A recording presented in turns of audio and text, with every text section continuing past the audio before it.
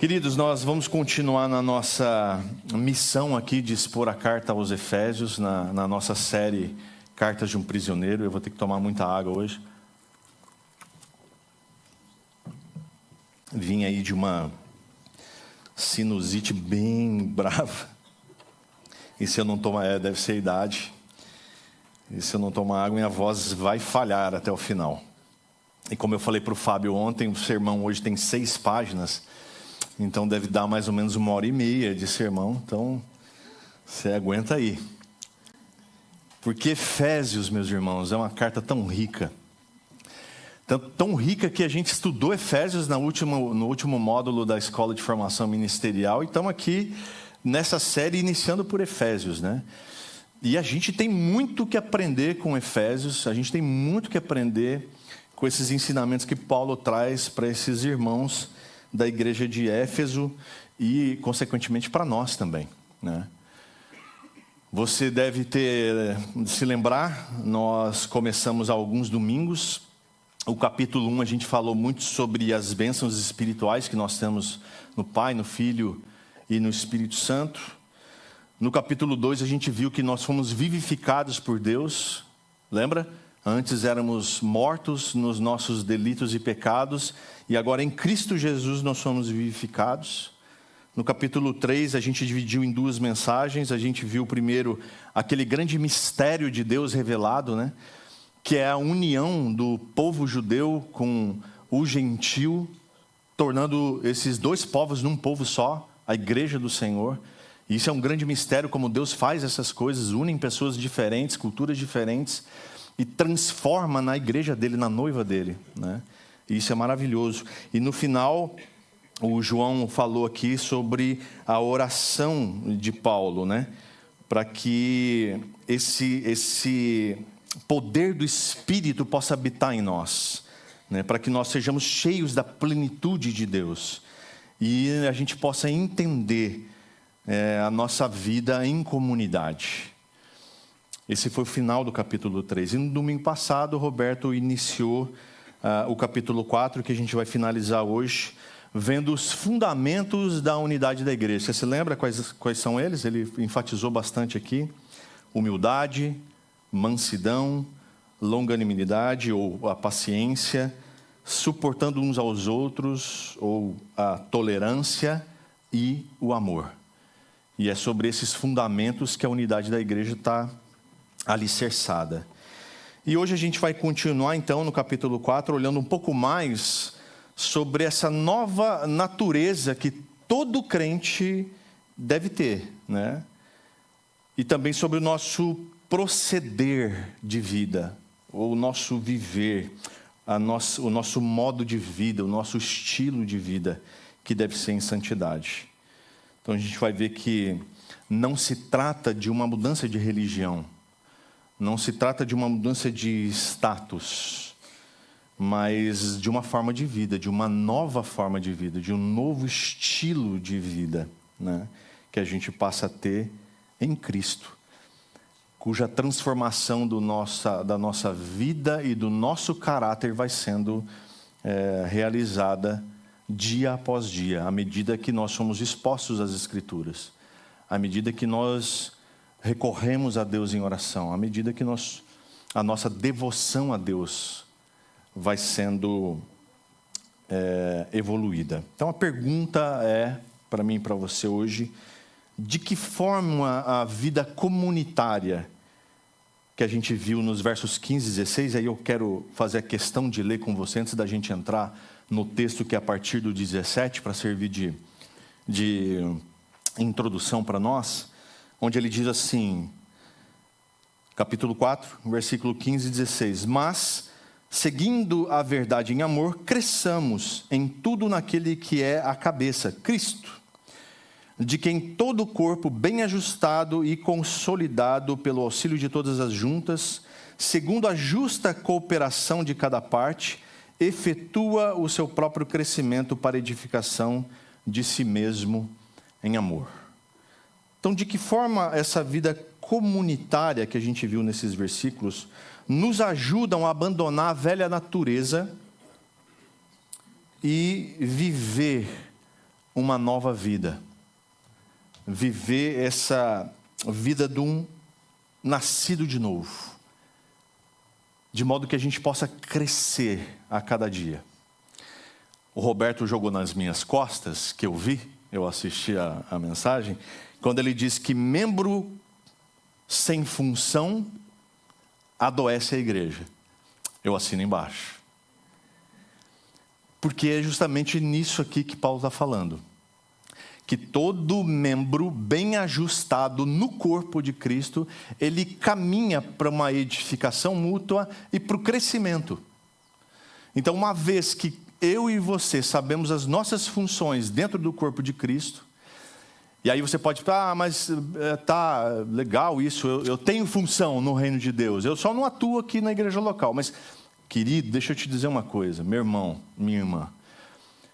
Se você não serve a Deus a partir da sua igreja local, alguma coisa está errada. Então você serve o reino de Deus a partir da sua igreja local. A partir da comunidade onde você foi plantado. Então não adianta você servir numa igreja, num corpo, ou melhor, servir no reino de Deus e no corpo onde você está inserido, você ser inativo. Porque a sua função fica comprometida com isso. Então entenda isso. Para que a gente funcione como corpo, você precisa servir a Deus. Eu me lembro que há um tempo atrás eu preguei sobre a sogra de Pedro, lembra? A sogra de Pedro que estava doente, Jesus chegou, sentou do lado dela, ela levantou, foi curada. Qual foi a primeira coisa que ela fez quando foi curada? Serviu. Então, os curados servem. Amém. Os curados servem, meus irmãos. Então, todos nós que estamos no processo de cura dentro da igreja ou de crescimento, precisamos servir. Precisamos ter função no corpo. Então, a pergunta é essa: de que forma essa vida comunitária nos ajuda a crescer e abandonar a velha vida, o velho homem, né, a velha natureza? Primeira coisa, deixando de lado a velha natureza. Leia comigo, por favor, dos versos 17 até o 21 de Efésios capítulo 4.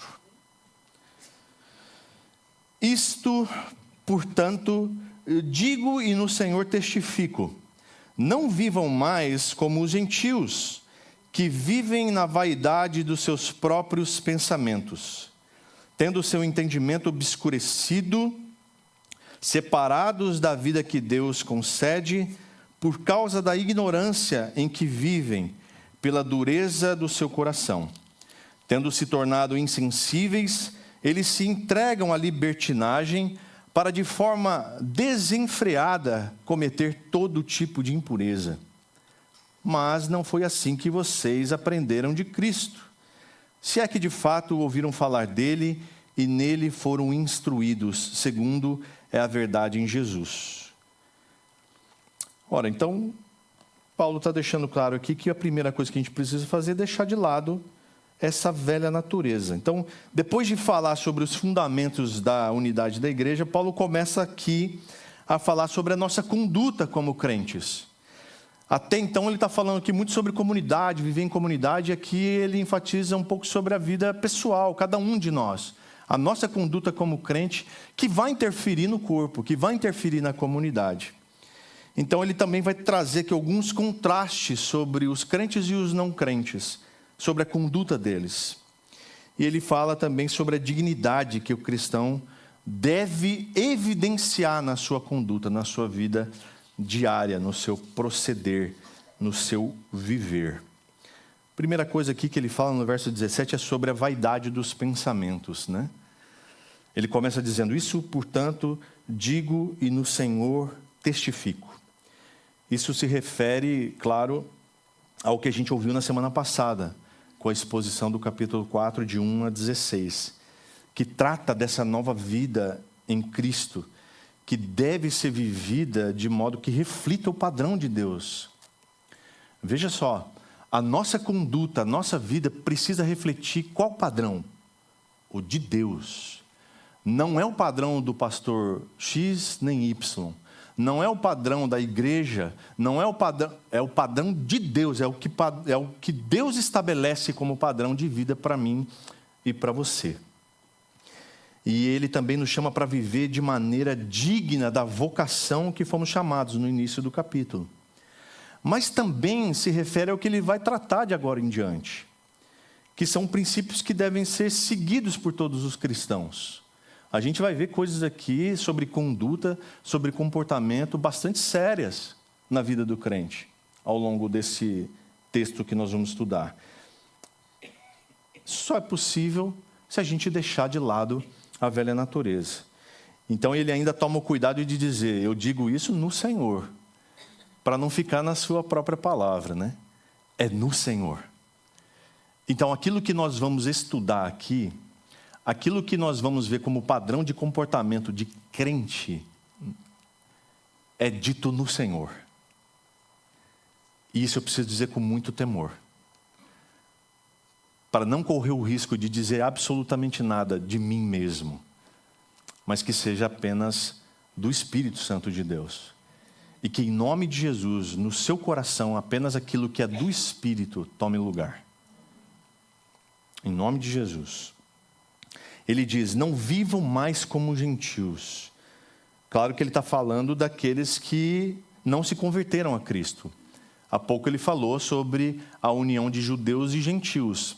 Eles deixam de ser gentios, deixam de ser judeus, para ser igreja do Senhor. Então, quando ele fala, não vivam mais como gentios, é claro que ele está falando dos descrentes, daqueles que não se converteram a Cristo, né? E vivem de forma desregrada e, portanto, vivem sem Deus. E isso precisa ficar muito claro.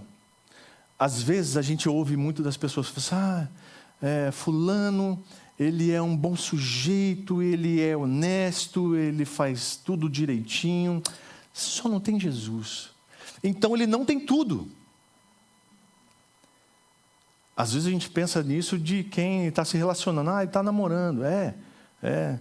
A moça, o moço é super joia, trabalhador, honesto, só não tem Jesus.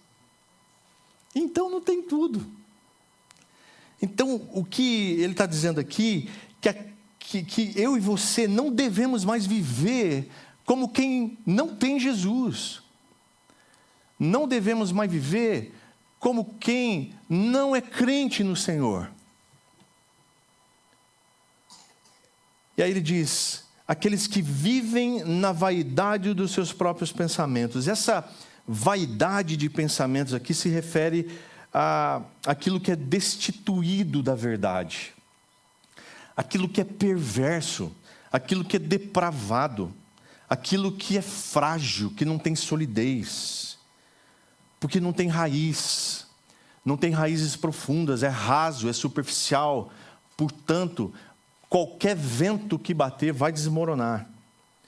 Ou seja, é todos aqueles que vivem na vaidade de pensamento que estão vagando pelo mundo, perdidos, sem qualquer direção.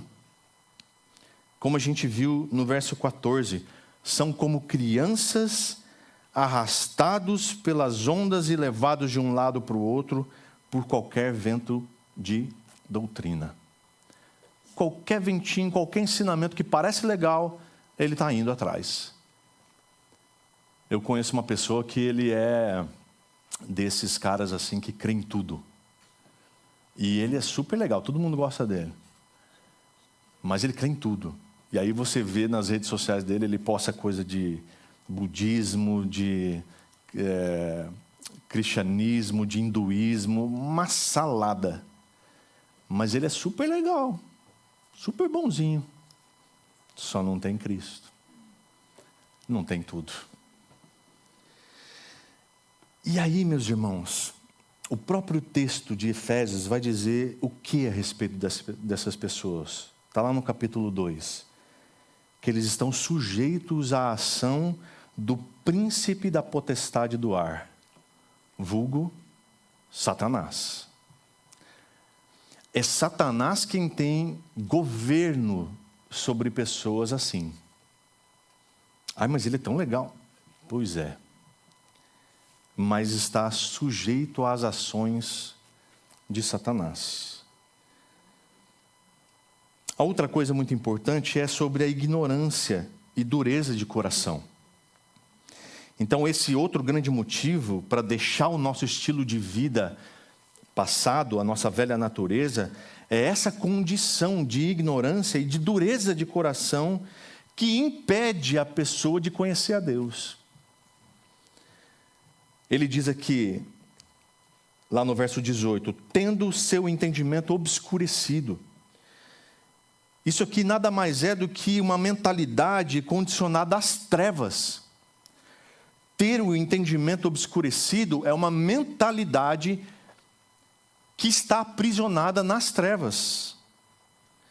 É uma vida que tem prazer naquilo que provém das trevas e não da luz, mesmo que ele não saiba. Por isso que é um estado de ignorância. Olha só o que está escrito em João capítulo 3, versículo 19 e 21.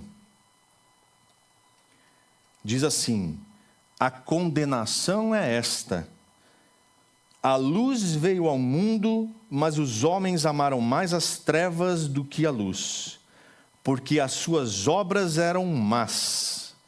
Pois todo aquele que pratica o mal detesta a luz e não se aproxima da luz, para que as suas obras não sejam reprovadas.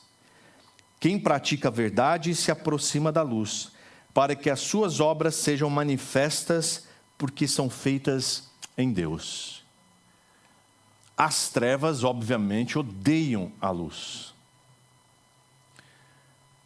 Imagina que você vai receber visita e você não teve tempo de limpar a sua sala, ela está cheia de sujeira pelos cantos.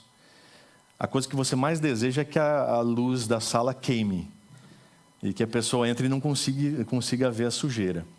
Porque quando a luz acende, toda a sujeira fica evidente. É assim no reino espiritual. Por isso que o texto está nos dizendo que as trevas não se aproximam da luz. Porque quando a luz brilha, as obras das trevas ficam evidentes. E isso as trevas odeiam. Por isso que é entendimento obscurecido. Ele também fala que estão separados da vida que Deus concede. Então, as pessoas que ainda estão presas a essa velha natureza não conseguem desfrutar da vida abundante que Jesus promete. João capítulo 10, versículo 10, ele vem falando das ovelhas que ouvem a voz do seu pastor, reconhecem a voz e seguem o seu pastor. Ele diz que essas pessoas têm vida e vida abundante. Uma vida que vale a pena viver. Então, quando ele diz aqui que essas pessoas estão separados da vida que Deus concede, essa vida que Deus concede é abundante. Tem dificuldades? Tem, mas ela é abundante. Tem aflições? Tem. Mas elas são vencidas porque a vida que Deus dá é abundante. Abundante em quê? Em graça, em alegria, em satisfação. Em satisfação o quê? Em coisas? Não, em Deus. Alegria o quê? Pelas coisas que temos? Não, no Deus que dá. A nossa alegria e a nossa satisfação estão nele. Precisam estar nele. Qual é a causa então? Ele diz: por causa da ignorância em que vivem pela dureza do seu coração. A causa está clara. A vida do não crente, do não cristão, mesmo que ele não admita,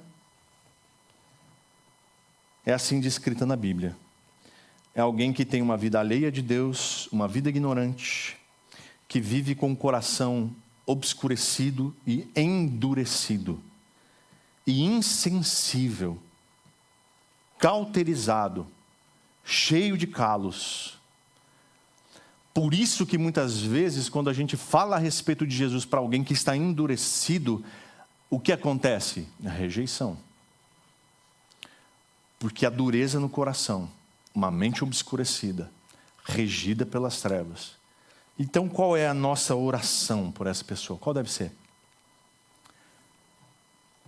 Para que Deus troque o coração dessa pessoa, que é um coração de pedra, por um coração de carne, assim como nós lemos em Ezequiel 36. Deus troque o coração dessa pessoa, substitua o coração de pedra por um coração de carne, inclinado a te obedecer. Mas muitas vezes a gente desiste, né?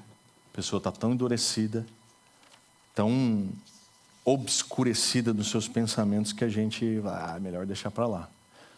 Em nome de Jesus, que a gente como igreja não desista de ninguém. E que a gente ore pedindo a Deus que substitua esse coração duro de pedra por um coração de carne. Para que o Senhor encontre ali morada. Outra coisa é esse estilo de vida corrupto, que ele vai falar nos versos 19 e 21. Então, nessa parte aqui, Paulo faz mais uma vez um paralelo entre a vida regida pela velha natureza e, portanto, corrupta, e o estilo de vida em Cristo. Ele fala que essas pessoas se tornaram insensíveis. O resultado dessa insensibilidade, essa vida insensível, que já não sente mais nada, que já tem o coração endurecido, desse coração de pedra é libertinagem. Assim como diz o texto, que é dissolução. É a degradação dessa existência dessa pessoa, que vai sendo entregue ao pecado e aos prazeres da vida todos os dias, e isso vai cada vez mais exigindo dessa natureza que já é caída mais degradação, mais corrupção, mais dano. E aí o resultado é completa impureza. E aí Paulo, mais uma vez, ele faz aquela virada, né? Ele diz assim, mas não foi assim que vocês aprenderam de Cristo. Ele começa aqui mais um contraste, né? Então, o não crente está numa situação deplorável. Tadinho dele, né? Que a gente acabou de ver aqui, que a situação é complicada. E é por isso, meus irmãos, que o crente no Senhor não pode, não deve, não cabe para o crente ficar passivo ao saber que alguém está se perdendo agora e que, se morrer agora sem Cristo, tem a condenação eterna. Ai, não, mas ele vai para o purgatório, quem sabe ele tem uma chance. Não, meus irmãos, não tem isso. Não tem segunda chance. Se alguém morrer sem Cristo, agora, nesse instante, pode ter certeza absoluta que alguém está morrendo sem Cristo hoje. Ele está indo para o inferno. Então, meus irmãos, é algo para que eu e você tenhamos em mente que nós, como crentes do Senhor, nós temos dois grandes deveres. Um é orar por essas pessoas e o outro é anunciar para que essas pessoas não se percam e não vão para o inferno. Porque o estado delas é esse, um estado de perdição. Mas não foi assim que vocês aprenderam de Cristo, como ele disse, né?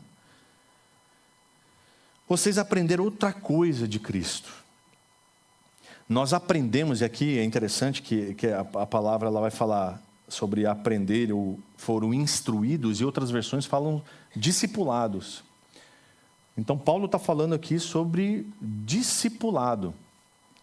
Então, eu e você estamos sendo discipulados, instruídos. Estamos aprendendo que Ele, Cristo, é a verdade. Esse é o princípio máximo. E que a verdade está nele. Não está naquilo que eu falo. Não está na forma de eu ser. mas a verdade está em que Cristo é a verdade, e a verdade habita nele. E se o Espírito dele habita em mim, então a verdade precisa ser evidente na minha vida. O próprio Cristo diz isso em João 14:6. Eu sou o caminho, eu sou a verdade e eu sou a vida. E o próprio Cristo também diz em João 8:32, conhecereis a verdade e a verdade vos libertará. Isso mesmo, foi Jesus que disse, não foi outro. Conhecereis a verdade e a verdade vos libertará. Que verdade é essa? Jesus. Conhecereis a Cristo que é a verdade, e a verdade está nele. E Cristo que é a verdade te liberta. Arrebenta as cadeias.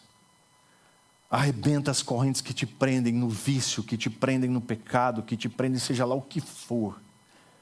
Em Cristo nós somos livres. Graças a Deus por isso.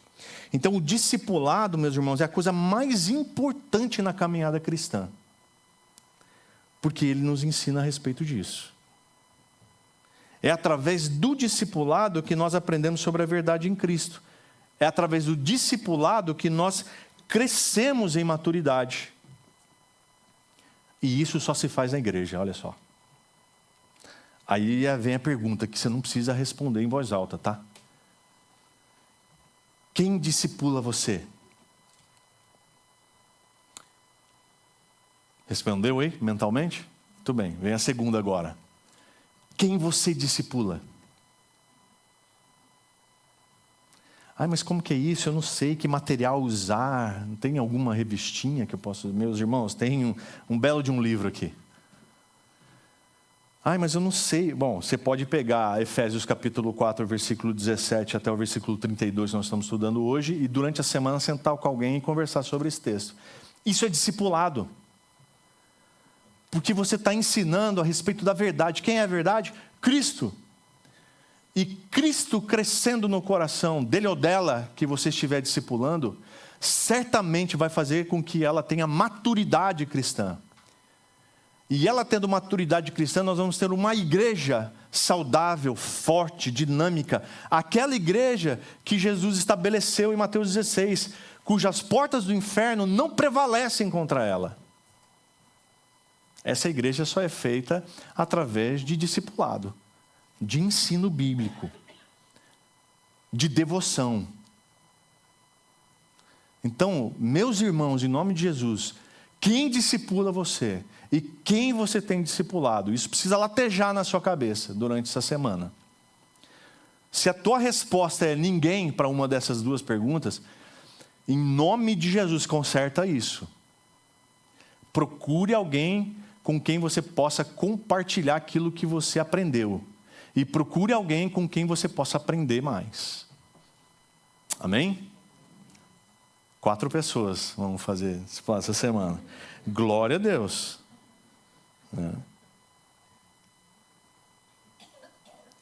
A outra coisa que a gente precisa para abandonar a velha maneira de viver é renovar a nossa mente e se revestir de uma nova natureza. Então, por favor, leia comigo versículos 22 a 24. Diz assim: quanto à maneira antiga de viver, vocês foram instruídos a deixar de lado a velha natureza, que se corrompe segundo desejos enganosos, a se deixar renovar no espírito do entendimento de vocês e a se revestir da nova natureza criada segundo Deus em justiça e retidão procedentes da verdade. Nós precisamos então renovar a mente, se revestindo dessa nova natureza. Então, nesses 3 versículos aqui que a gente acabou de ler, a gente vê que nós não devemos deixar o pecado nos vencer, mas a gente precisa trocar essas vestes velhas do velho homem e nos revestir da nova natureza em Cristo Jesus. que é a nossa verdade, como a gente acabou de ver. Primeira coisa, renovação espiritual, que a gente vê aqui no versículo 22. Nós somos encorajados o tempo todo a experimentar na prática essa renovação espiritual. Olha só o que ele diz ali no verso 22. Quanto à maneira antiga de viver, vocês foram instruídos ou discipulados a deixar de lado a velha natureza. Então, a velha natureza, ou o velho homem aqui, é persona non grata na vida de Cristo. Na vida de Cristo, o velho homem precisa ficar do lado de fora. Ele não é bem-vindo. De vez em quando, ele dá uma pescoçadinha na janela, né? Querendo participar da conversa. Mas ele não é bem-vindo. O velho homem precisa ser deixado de lado, precisa ser deixado para fora. Porque ele carrega consigo uma tendência de se corromper. O tempo todo. Por quê? Porque ele tem desejos enganosos. Esses desejos enganosos são os resquícios do velho homem que ainda estão em nós, que ainda precisam ser lapidados, que ainda precisam ser tratados, que ainda precisam ser eliminados. E junto com ele vêm as práticas imorais. Aquelas práticas do passado. Que quando a gente olha para trás, a gente tem vergonha. Mas de vez em quando, a gente escorrega nelas. É ou não é? Romanos capítulo 6, versículo 6, diz assim: sabendo isto, que a nossa velha natureza foi crucificada com ele, para que o corpo do pecado seja destruído e não sejamos mais escravos do pecado. Onde é que está a nossa velha natureza? Pregada na cruz, junto com Cristo. Para que eu e você não sejamos mais escravos do pecado. O pecado não deve mais nos dominar. Nós vamos continuar pecando, meus irmãos. Mas esse pecado não pode ser deliberado. Não pode ser aquele pecado que a gente chama, né? Pecado de estimação. Aquele pecado que você não consegue se livrar dele. Porque isso é continuar sendo escravo do pecado. E Hebreus vai dizer que esse tipo de conduta submete Jesus a uma grande desonra. Olha isso.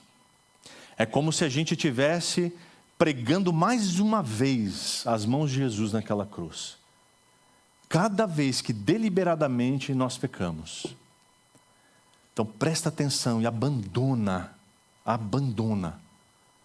as práticas dos pecados do passado, que é característica do velho homem. Em nome de Jesus. Ele fala nos versos 23 e 24 sobre o novo homem criado em justiça e retidão. Então esse novo homem deve ser segundo aquilo que Deus projetou. Vivendo em justiça e retidão, ou justiça e santidade, como diz outras versões. Ele diz que nós precisamos se deixar renovar no espírito do entendimento de vocês.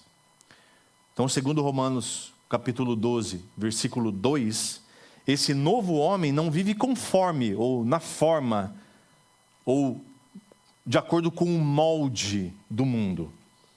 Mas ele deixa Deus transformar a mente dele e o coração dele, para que assim ele possa experimentar a vontade de Deus.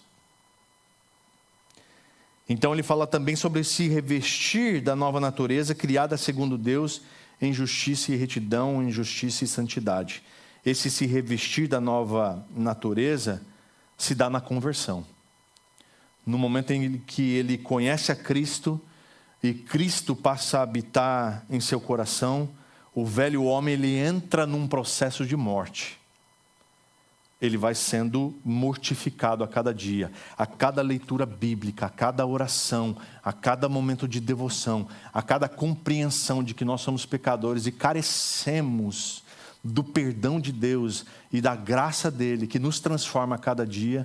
Esse velho homem vai morrendo. e dá lugar para a nova natureza. Esse novo homem, essa nova criatura criado em Cristo Jesus. O Itamir Neves, ele diz assim: uma vez que ele se despiu do velho homem, agora é hora de trocar a velha roupa por uma nova, criada por Deus. Como ele fez aquela vestimenta para Adão e Eva, a roupa que eles usavam não foi suficiente. Somente com a roupa de animais sacrificados houve cobertura do ato pecaminoso que tinham feito. A roupa nova do cristão é feita com os tecidos da justiça e da retidão, tecidos no tear da verdade. Maravilhoso isso, né? E não mais por causa do sangue derramado de animais, mas agora o sangue derramado do Filho de Deus. É por esse sacrifício que eu e você fomos comprados e agora recebemos de Deus uma roupa nova para vestir. Deixamos de lado aquela roupa esgarçada, desbotada, velha, e recebemos de Deus uma roupa novinha em folha, tecidas no tear de Deus, por causa do sacrifício dele. Justiça e santidade, ou justiça e retidão, tem a ver com a nossa relação com os irmãos, a justiça, e também a nossa relação com Deus, santidade. Então, enquanto a velha natureza, ou seja, a roupa velha, vai sendo substituída pelo novo homem, pela nova natureza, a roupa nova, é exalado um perfume agradável, que ele vai falar ali no capítulo 5, logo no início, no versículo 2. À medida que eu e você vamos sendo renovados, essa renovação gera um perfume agradável ao Senhor. O Russell Shedd, ele fala que nós somos cebola. Falava, né? O Russell Shedd. Ele diz que é como a cebola, que tem aquela casca feia por fora, que à medida que vai sendo descascada, vai ficando limpa e vai soltando um aroma. No nosso caso, o aroma é bom, né? Por último, eu quero que você leia comigo para a gente ver sobre viver com integridade e amor. Leia comigo, por favor, versículos 25 até o 32. Que aqui vem uma exortação à santidade. Por isso, deixando a mentira, que cada um fale a verdade com o seu próximo, porque somos membros do mesmo corpo. Fiquem irados e não pequem. Não deixem que o sol se ponha sobre a ira de vocês, nem deem lugar ao diabo. Aquele que roubava, não roube mais. Pelo contrário, trabalhe fazendo com as próprias mãos o que é bom, para que tenha o que repartir com o necessitado. Não saia da boca de vocês nenhuma palavra suja, mas unicamente a que for boa para edificação, conforme a necessidade. E assim, transmita graça aos que ouvem. E não entristeçam o Espírito Santo de Deus, no qual vocês foram selados para o dia da redenção. Que não haja no meio de vocês qualquer amargura, indignação, ira, gritaria e blasfêmia, bem como qualquer maldade. Pelo contrário, sejam bondosos e compassivos uns com os outros, perdoando uns aos outros, como também Deus em Cristo perdoou vocês. Agora Paulo vai listar 5 contrastes entre a antiga maneira de viver e esse novo viver digno em Cristo. Primeiro deles, ao invés de mentir, devemos falar a verdade. Ele diz, deixando a mentira, que cada um fale a verdade. Se o novo homem criado em justiça e retidão, então não é à toa que Paulo inicia essa parte falando sobre verdade. O cristão não deve de forma alguma ser apegado à mentira. Porque ele segue a verdade e fala a verdade, porque Cristo é a verdade. Ora, se Cristo é a verdade, como é que pode um crente mentir? Fala para mim. Se nós somos criados em justiça e em santidade, como é que pode sair de nossa boca inverdades? Mentira. Mesmo que seja aquelas mentirinhas que as pessoas começaram a chamar, é uma mentirinha santa, que é para não chocar, que é para não ofender, que é para, né? Puxa, mas até aquela mentirinha que quando eu peço para a pessoa, alguém liga que eu não quero atender, eu falo assim, fala que eu não estou. Até essa é mentira também. Mentira é tudo aquilo que não é verdade. E se não é verdade, Cristo não está no meio. Isso é sério, meus irmãos. Se eu e você somos crentes em Cristo, nós devemos abandonar a mentira. Está escrito, aquele que mente, agora fala a verdade. Deixa a mentira de lado. Por quê? Porque nós somos membros do mesmo corpo. Pior ainda é mentir para um irmão. Como é que pode, como é que é possível a gente caminhar juntos com mentira? Então, meus irmãos, a verdade precisa prevalecer no nosso meio. Custe o que custar. A verdade precisa ser dita. E é óbvio que tem meios de você falar. Você pode ser amoroso. Você pode ser bondoso. Quando você precisar falar a verdade com alguém que fale em amor. Porque se você for duro, porque se você for ríspido com alguém, mesmo falando a verdade, você está pecando. Porque você está faltando com o amor, com a bondade.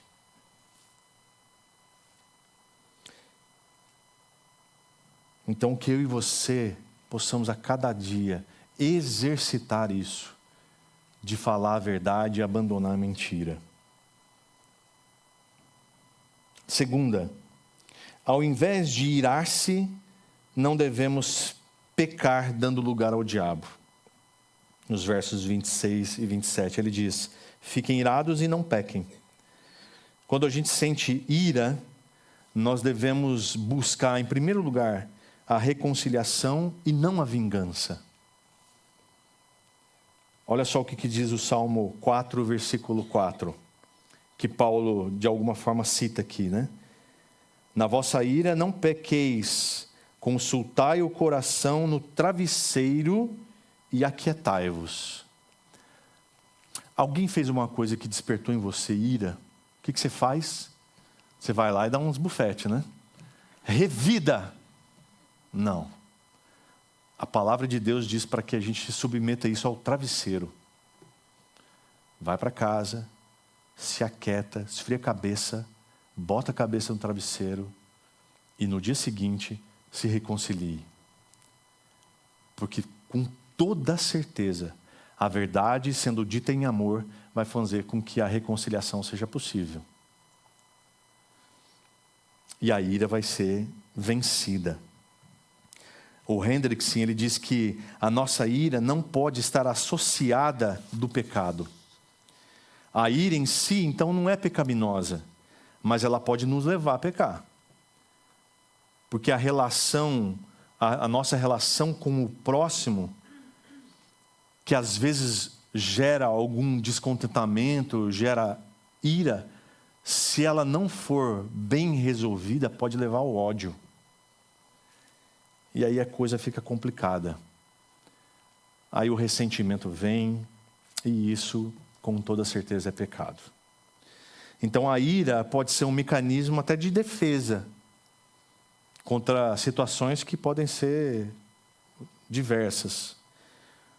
Pode ser, por exemplo, um sentimento de indignação com a injustiça. Uma injustiça sendo cometida, você gera um sentimento de, puxa vida, que coisa. Quantas vezes a gente vê um noticiário, algo que traz um sentimento ruim, e a gente fica irado com aquela injustiça que está sendo cometida. Mas essa ira precisa ser submetida ao travesseiro. Precisa ser submetida à oração. Para que ela gere reconciliação, gere perdão, gere entendimento. Então, para se irar e não pecar, é estar com os nossos sentimentos totalmente equilibrados e colocados nas mãos do nosso Senhor. Os nossos sentimentos precisam estar na mão dele. Então, com toda certeza, as nossas reações, os nossos comportamentos vão ser equilibrados. E ele também fala, nem deem lugar ao diabo. Porque quando a gente permite que as mágoas encontrem lugar no nosso coração, então a gente passa a dar lugar para o diabo. Se a mágoa encontra lugar no nosso coração, certamente o diabo vai usar disso o ninho. Vai fazer o ninho dele ali. Terceiro, ao invés de roubar, devemos trabalhar para repartir. Ele fala, aquele que roubava, não roube mais. Quando a gente pensa em roubo, a gente já logo pensa em alguém com a mão armada te levando alguma coisa, né? Mas é só no português que tem essa distinção de roubo e furto, né? O roubo é com o emprego da violência. O furto é subtração de alguma coisa, simplesmente. Mas nas outras línguas é a mesma palavra. Roubo e furto é a mesma coisa. É quando alguém te toma algo, né? Então, quando Paulo está dizendo que aquele que roubar deve, então, trabalhar. Aquele que roubava, pare de roubar e trabalhe para repartir. Quando a gente pensa nisso, que roubo é só nessas questões, só nessas situações, a gente se esquece que roubo também é quando a gente mata o tempo do nosso trabalho fazendo outras coisas. Fazendo coisas particulares, por exemplo.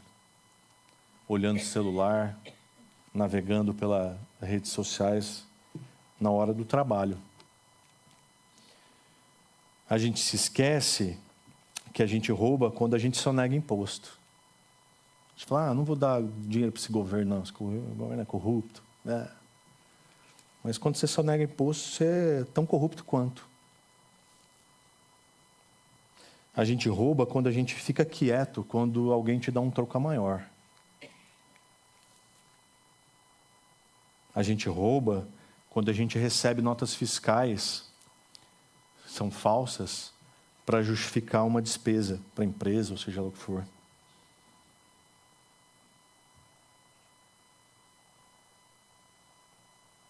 A gente rouba quando a gente pega algo emprestado e não devolve. Como muda, né? A percepção do que é roubo. Porque a gente pensa em roubo só nesses casos extremos. Mas se a gente parar para pensar, em algum momento da nossa vida a gente já fez isso. Então quem se converte a Cristo deve abandonar essas práticas. E ele fala, em vez disso, trabalhe para que tenha o que repartir com o necessitado. Então veja que trabalho não é somente para que você tenha sustento, recursos para uso próprio, mas é também para ajudar outras pessoas. Então, antes mesmo do pecado existir, Deus já havia colocado Adão para trabalhar. Quando ele disse para Adão, olha, estou te colocando no jardim para você cultivar e cuidar. O trabalho já existe antes do pecado. Que maravilhoso isso, né? Paulo também diz para os Tessalonicenses, lá no capítulo 4, versículo 11, se empenhem por viver tranquilamente, cuidar do que é de vocês e trabalhar com as próprias mãos como ordenamos.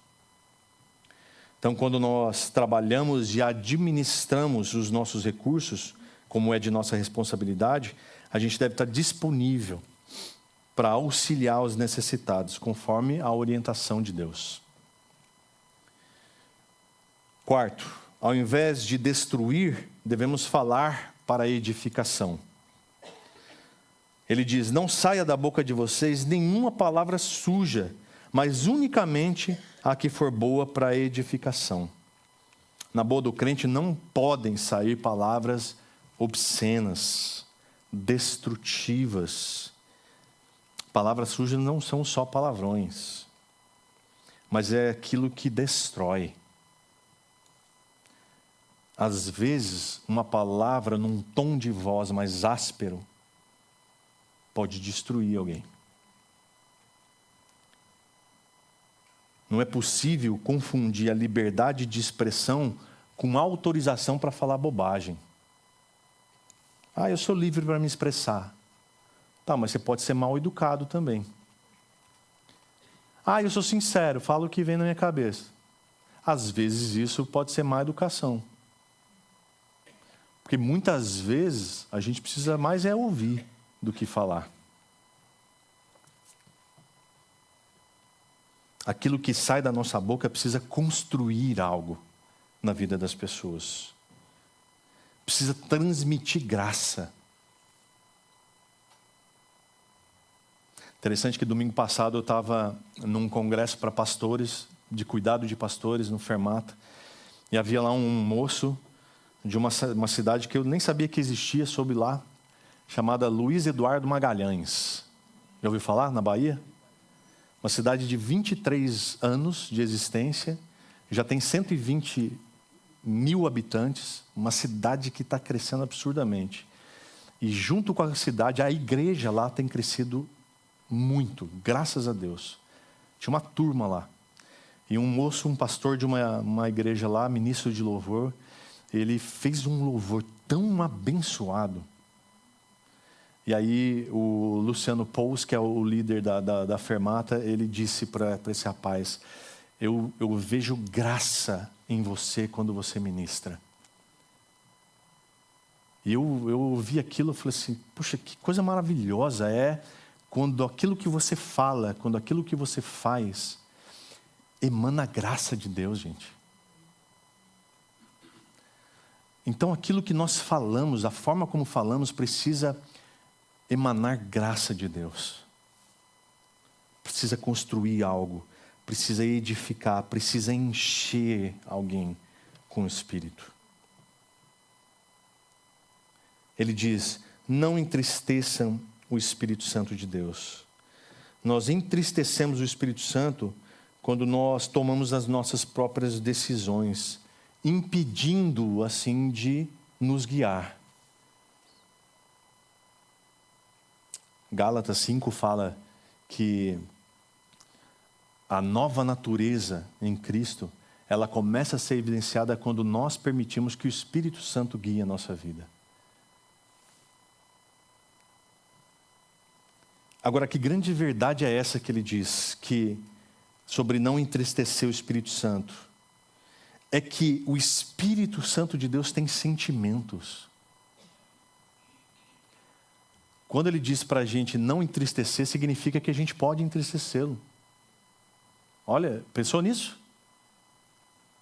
De que de alguma forma, com as nossas ações, com a forma como a gente tem agido na nossa vida, a gente pode entristecer o Espírito Santo de Deus. Isso também evidencia de que o Espírito Santo de Deus não é um espectro, não é uma luz, não é uma pomba, é uma pessoa que tem sentimentos.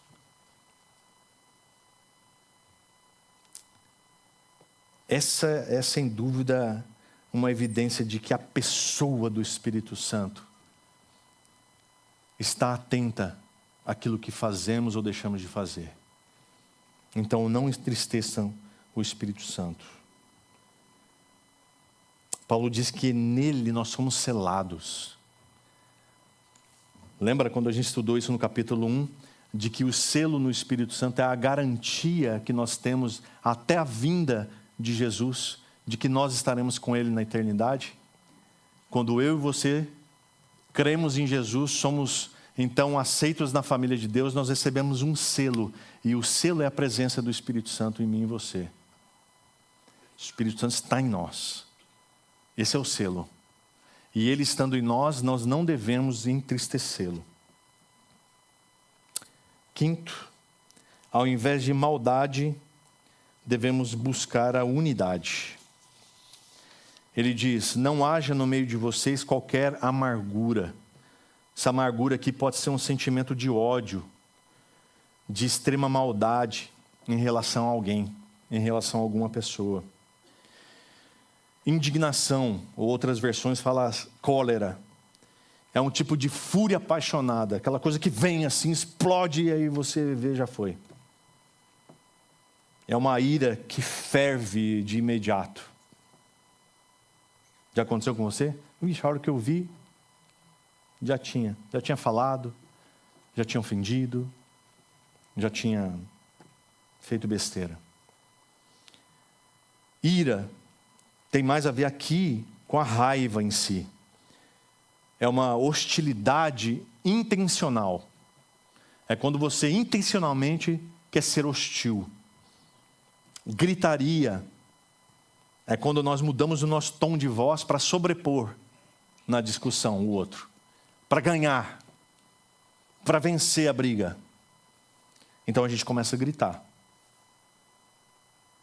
Blasfêmia é a calúnia, é a difamação, é um discurso de injúria contra o bom nome de alguém. Blasfêmia. E aí ele fala bem como qualquer maldade. Esse é o retrato de alguém dominado pela antiga natureza, que produz as obras da carne, que Gálatas também fala no capítulo 5. Lá no versículo 19, 21, ele diz quais são, né? Ora, as obras da carne são conhecidas: imoralidade sexual, impureza, libertinagem, idolatria, feitiçarias, divisões, facções, invejas, bebedeiras, orgias e coisas semelhantes a estas.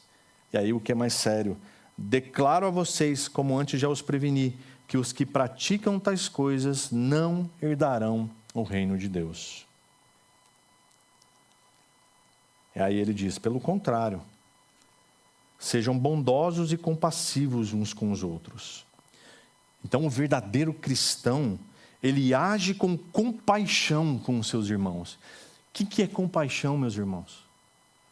Compaixão é se colocar no lugar do outro. É você tentar ver as coisas pela perspectiva dele. Quando alguém chega para você e fala assim: ai, nossa, eu estou com uma dor de barriga, não estou suportando. Você fala: pô, dor de barriga. Dor de barriga todo mundo tem. Eu tenho. Ah, vai procurar, né, serviço. Mas a gente, com isso, não está sendo compassivo. Porque às vezes a dor de barriga nele, dói muito. A compaixão é você tentar enxergar os problemas do outro pela perspectiva dele, não da sua. Porque às vezes da sua pode ser bobagem. Mas ele sabe onde o calo aperta.